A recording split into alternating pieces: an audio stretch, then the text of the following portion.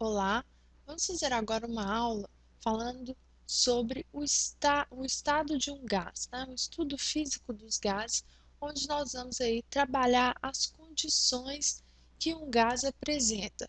Essas condições serão o volume, que nós vamos representar aí por V. O volume ele é medido em mililitros, em litro, em metros cúbicos, tá? A pressão, que é medida em milímetros de Hg, nós vamos representar por P, milímetros de Hg, ou então ATM é o mais comum, e também pela temperatura, que nós vamos representar aqui pela letra T, sendo que a temperatura pode ser ou em graus centígrados ou em Kelvin. Nós sabemos que o estado de um gás é alterado quando alguma dessas condições aqui, ao que o gás está submetido, se altera, ok? Sobre o volume, nós sabemos que o gás ocupa o volume do recipiente onde ele está contido, o total volume do recipiente, ok? E a pressão que o gás exerce é por conta da movimentação das partículas retidas ali naquele recipiente, retidas ali no espaço físico. Então, a pressão é realizada pelo choque das partículas na parede do recipiente. Então, aqui, por exemplo, as partículas se chocam aqui contra as paredes desse recipiente e aí exercem uma pressão. E também a temperatura, que é dada pela vibração, pela energia contida aqui nas partículas do gás. Algumas leis experimentais relacionaram aí essas três condições, o volume, a pressão e a temperatura dos gases. Uma delas nos diz que se a temperatura for mantida constante, então, para temperatura constante, se eu alterar a pressão, então imagine que eu tenho aqui um êmbolo e que eu empurro esse êmbolo aqui nessa direção, aumentando aí a pressão que o gás vai exercer aqui nas paredes do recipiente.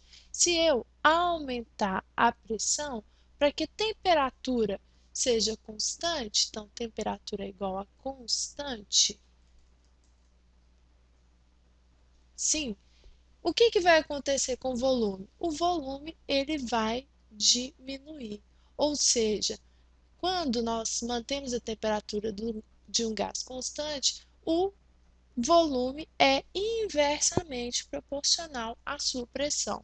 Assim, o volume, a pressão no estado 1 vezes o volume no estado 1 é igual à pressão no estado 2 vezes o volume no estado 2. Isso porque o produto pressão vezes volume, ele tem que ser sempre constante.